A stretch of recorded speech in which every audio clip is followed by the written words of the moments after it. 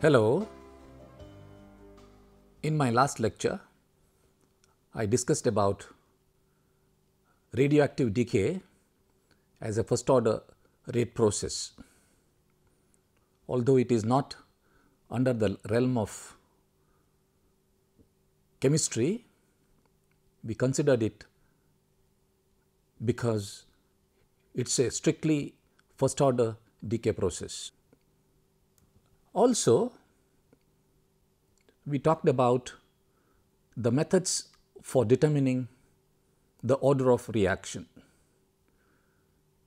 Some of the methods that we saw were differential method, method of integration, half-life method, and as well as isolation method.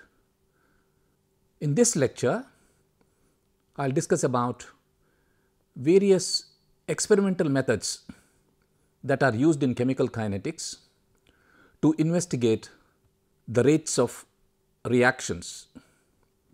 It is very important that methods be accurate. Reason being, the entire calculation will ultimately depend on the accuracy of the method that is employed. We look at conductometric method, potentiometric method, optical methods in which we will see polarimetry and spectrophotometry. So, basic experimental methods need to be discussed in detail because the essence of experimental problem in reaction kinetics is to devise a proper analytical technique which will enable the concentrations of the reactants or products to be found at any time during the course of the reaction. There are some considerations which will help us to devise proper techniques. We know that rates of reactions vary with the temperature. Therefore, it is necessary to maintain the temperature constant during the investigation. That means we have to carry out the reactions in a thermostat, and the accuracy with which the temperature is to be controlled should be within 0.1 degree centigrade. Use standard calibrated thermometers to measure temperature. It is also necessary that the reactants must be maintained at the bath temperature before mixing. Otherwise, to equilibrate to the bath temperature, reactants will take time, during which time their temperature is much lower. Mixing should be rapid and thorough so that the mixing time is kept to a minimum. Aliquot should be withdrawn immediately before the clock is started, which is our zero time. In some reactions, we may have to work at high temperatures. In such a case, expansion of the solvent may lead to errors. The reactions should be carried out in sealed tubes. The aliquot that is withdrawn from the reaction mixture should be frozen. That means we have to cool it down. Here we take the advantage of slowing down of reactions at lower temperatures.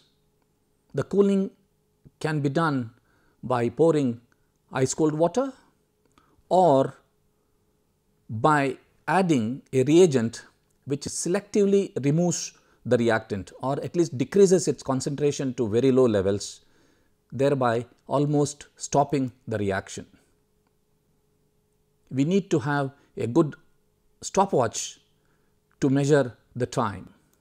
That means how one experimentally determines the rate of a chemical reaction becomes the very important question, and we need to answer it accurately. So, measurement techniques are of two types. One, the chemical methods. Second, the physical methods. As the name implies, chemical methods in kinetic studies rely on chemical processing to determine the progress of the reaction with respect to time. These methods are generally cumbersome to use and are limited to reactions that occur on a slow time scale. Majority of modern kinetic experiments involve physical methods in which a physical property is measured as the reaction proceeds. For some reactions, the system pressure or volume provides a convenient property for monitoring the progress of the reaction.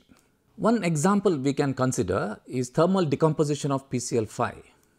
PCl5 decomposes to give PCl3 plus Cl2. As the reaction progresses, for every molecule of PCl5 that decomposes, two gaseous product molecules are formed. Hence, the total system pressure increases as the reaction proceeds. Measurement of the increase in pressure as a function of time provides information on reaction kinetics. But the chemical method, as we said, is based on titration or volumetric analysis. A known volume of the reaction mixture is removed at various times and rapidly cooled by adding ice cold water, which hopefully effectively stops or slows down the reaction considerably.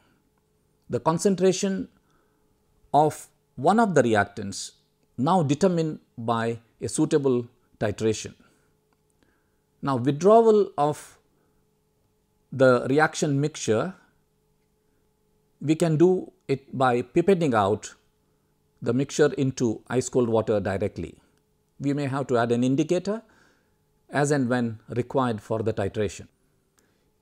Take the example, if you have acid catalyzed hydrolysis of methyl acetate, we can follow this reaction by titrating the reaction mixture against standard alkali. So, this is the reaction, ester undergoing hydrolysis in presence of an acid to give you acid, that is acetic acid and methanol. As the reaction progresses, the concentration of the acid increases, which can be suitably found out by titrating against standard alkali. The data generated can then be used for finding out the rate constant and further the order of reaction. But physical methods are important, out of which conductometry, potentiometry and optical methods, that are polarimetry and spectrophotometry, we are going to discuss in detail. So, one thing has to be remembered, whatever physical property that we measure should be related to concentration in some way, and in fact we may have to calibrate that how physical property changes with concentration of the reactant of interest. Let us first look at the conductometric method.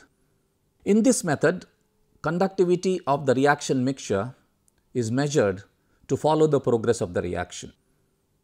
The electrolytic conductivity changes sufficiently during the course of the reaction, then this is a convenient method for analysis. The decrease or increase in the conductance is related to the increase or decrease in the number of ions or replacement of one ion by another ion with a different ionic conductance. If the solutions are sufficiently dilute, it may be assumed that change in conductance is proportional to the percentage reaction. Example, alkaline hydrolysis of ethyl acetate can be followed by this method. There will be a decrease in conductivity as the reaction proceeds because the fast moving hydroxide ions are replaced by slow moving acetate ions. The reaction is again ester hydrolysis using an alkali. The reaction is also called saponification because the product formed is sodium salt of fatty acid. You can see the conductometer here, which records the conductivity. The instrument works on Wheatstone bridge principle, and this is the conductivity cell. The cell can be dipped in the reaction mixture taken in an appropriate beaker or a vessel, and the conductance is measured continuously. And here you can note the change. In the titrimetric method, we have to withdraw the sample from time to time. Here we do not have to do that. The conductance measurement is done continuously at fixed time intervals. The cell, you can see here construction of the cell, and the lower end has two platinum plates coated with platinum black, and this senses the conductivity which is measured on the conductometer, and you can record it very accurately to generate the data that is necessary for calculating the rate constant. Next, we will look at the potentiometric method. In this method, we measure the EMF to follow the reaction, and we know that EMF of a cell depends on the logarithm of concentration rather than the concentration itself of a particular species in the reaction. And when we monitor that, it is very clear that for first order reactions, where the logarithm of the concentration of the reactant varies linearly with the time, it is very useful in calculations. Just recall what you have studied in potentiometry. In a dilute solution, potential of a hydrogen electrode varies linearly with the logarithm of the hydrogen ion concentration, and therefore with the pH value of the solution. And if you have a reaction where the pH changes, you can monitor pH or EMF to follow the reaction. Here you can see the potentiometer looks very similar to conductivity bridge that we just saw, and here you have the cell that we create where the reactants are taken, and there are two electrodes. One is the reference electrode, the other is the indicator electrode, which responds to the change in concentration of the species of interest. The cell EMF is because of the difference in the potential between the two electrodes. You take the example is investigation of bromination of phenol. We use a bright platinum indicator electrode and a saturated calomel electrode as a reference electrode. These are immersed in the reaction mixture. In addition to bromine and phenol, the reaction mixture also contains a large concentration of bromide ions, so that the measured EMF of the cell depends only on the concentration of bromine remaining in the solution. So, with the progress of the reaction, the bromine concentration changes, which is related to the change in EMF. The third important method is the optical method. We first look at polarimetry. In this method, the angle through which the plane polarized light is rotated by the reaction mixture is measured. It is therefore limited to those reactions involving optically active substances like sucrose, glucose, etc. As an example, you can see this reaction where we study what is called inversion of sucrose. Sucrose is optically active, it is dextrorotatory. Glucose, which is one of the products, is also dextrorotatory, and fructose, the other product, is levorotatory. The mixture of glucose and fructose is overall levorotatory. Therefore, as the reaction progresses, the angle of rotation changes such that from dextro it goes to levo when the reaction is completed, and hence it is called inversion of sucrose. This is the polarimeter. Construction of the polarimeter is such that the polarimeter is placed between two Nicol prisms. One is the polarizer, another is the analyzer, and you observe the changes that are taking place and record the change in angle of rotation on the scale here. The source that is employed in polarimetry is a monochromatic light source, which is generally the sodium vapor lamp. Now, this figure gives the principle of a polarimeter. This is the source of light. As I told you, we are using generally sodium vapor lamp, which is a monochromatic light, but it is not polarized. When it passes through the first polarizer, it gets plane polarized, as you can see here. Then it passes through the solution, which is taken in the tube. In this case, it is the reaction mixture that we are taking. Then it passes through the analyzer and then onto the detector. We can use human eye to detect. What we can record here is the change in angle of rotation, which is proportional to the extent of reaction. Now, you can see here how we can generate the experimental data. If you consider this as your view, initially what reading that you get when you have just mixed, say, the solution of sucrose with acid solution and taken the mixture in the tube, whatever reading that you get is noted as R0. As the reaction progresses, the mixture initially was dextro, slowly the angle of rotation decreases, then it goes on to the levo side. At any time during the course of the reaction, if we note the angle of rotation, it will be say RT, and then at the end of the reaction it is R infinity. So, we get R0, RT at any time t during the course of the reaction and R infinity. The data that we generated using a polarimeter can be substituted in the rate expression that we have for the first order kinetics. Inversion of sucrose follows first order kinetics. We have K is equal to 2.303 upon T log A upon A minus X. We have to find out how A is related to the data that we have generated, as well as how A minus X can be extracted from the data. Here it is. The change in optical rotation, that is R0 to R infinity, from the start of the reaction to the end is proportional to the initial concentration of sucrose, and the amount of sucrose remaining unreacted at any time, that is A minus X, is related to RT minus R infinity. That is, A is proportional to R0 minus R infinity and A minus X is proportional to RT minus R infinity. Here I want to tell you about what is R infinity. In many of the reactions, we have to take the reading when the reaction is almost complete. In most of the cases, reaction progresses and we follow it up to 30, 40, 50 minutes. It takes a very long time for the reaction to go to completion.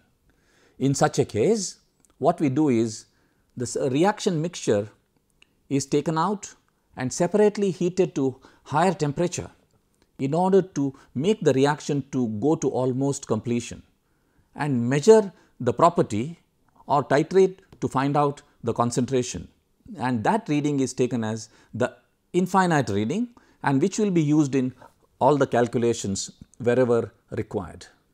The other important method is the spectrophotometric method.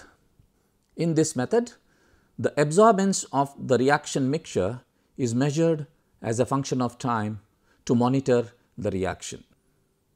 What is the condition? If one of the species in a reaction absorbs radiation in a convenient part of the electromagnetic spectrum, then the reaction may be followed by recording changes in the intensity of absorption. Now, that means the application of the method restricts us to only those reactants which have absorption in different regions of electromagnetic spectrum. Maybe it is in the visible region, or maybe in the ultraviolet region, or even infrared region. We must know which reactant responds, and because of that we have to also take care that other species that are present do not interfere with the data that we are generating. The basic equation that we use in spectrophotometry is the Beer-Lambert's law, which is written as A is equal to epsilon B C. Epsilon and B are constants, therefore, the measured absorbance is proportional to concentration. In this equation, as I told you, A is absorbance, epsilon is molar absorptivity, which is a constant for the species that we are analyzing. B is the path length, that means it is the cell that we are using for taking the reaction mixture, and C is the concentration which we are finding out by experiment. So, absorbance proportional to concentration is the basis of finding out the concentration. In fact, we can draw a calibration graph beforehand where we measure absorbance and at various concentrations and plot it to generate the calibration curve and use it for finding out concentration of the solutions that we are measuring at various time intervals. Now, let us look at the spectrophotometer that we generally use in such measurements. Here is the picture of a spectrometer that is commonly used. The scale gives us the absorbance. The cell compartment is here where we keep the solution under investigation. You can change the wavelength depending on the species where it absorbs in the spectral region, and you can see the principle of a spectrometer. This is the source of light which can be visible if it is a colorimeter or a visible spectrometer, or it can be a hydrogen vapor lamp if it is a UV spectrometer, and this light is then converted into monochromatic light using a diffraction grating which can be rotated to make different wavelengths to pass through the cell. There is a slit here which allows a narrow beam of light to pass on to the solution which is taken in the cuvette or the cell or the sample holder, and then the light passing through the solution falls on the detector which measures the intensity. During the course of the reaction, if the absorbance changes, the intensity received by the detector changes, and this change is, as we saw earlier, is proportional to the change in concentration. You can see it here clearly. This is the cuvette in which we have taken the solution. Initially, the light falls onto the solution. You can see the intensity here is I naught. As it falls onto the solution, part of it may get absorbed. The intensity of the transmitted light is here onto the detector. If during the course of the reaction, if there is a change taking place, the intensity of the transmitted light decreases, and this decrease that we have is now related to the concentration. We can take the example of a reaction. In the oxidation of aqueous hydroiodic acid by hydrogen peroxide, only iodine absorbs in the visible region, and the absorbance will increase as the reaction proceeds. Another example for spectrophotometric investigation is alkaline hydrolysis of methyl salicylate. The basic form of methyl salicylate absorbs strongly in the ultraviolet region at 332 nanometers and salicylate ion at 305 nanometer. At these wavelengths, methanol has negligible absorbance, and therefore, we can monitor the reaction by measuring the change in absorbance at specified wavelength. We can follow the reaction, as I told you, at 332 nanometer. However, at this wavelength, the absorbance of salicylate ion is not negligible. The system must therefore be analyzed spectrophotometrically as a two-component system. That means the measurements have to be made at two different wavelengths and use appropriate method to find out the contribution from individual components that are present in the mixture in order to calculate the concentration of the species of interest accurately. Let me summarize what we discussed today. I gave you the description of what we studied in chemical kinetics in the earlier lectures, and then we came to the experimental methods that are used to investigate the chemical reactions and how to follow the progress of the reaction. There are several methods, out of which we discussed conductometric method, potentiometric method, optical methods covering polarimetry and spectrophotometry. These are the physical methods which can be conveniently used to follow the reaction.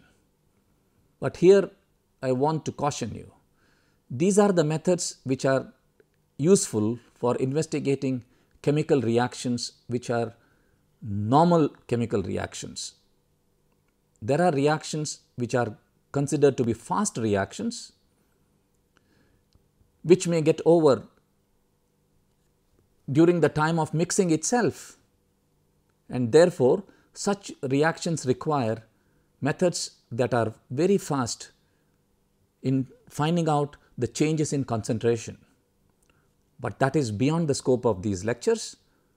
For the moment, we can investigate reactions that are slow enough, which can be investigated in normal college laboratories. In my next lecture, I will discuss about the effect of temperature on reaction rates, especially the Arrhenius equation, which is the outcome of it, and then move on to discussing the theory of reaction rates. Thank you very much.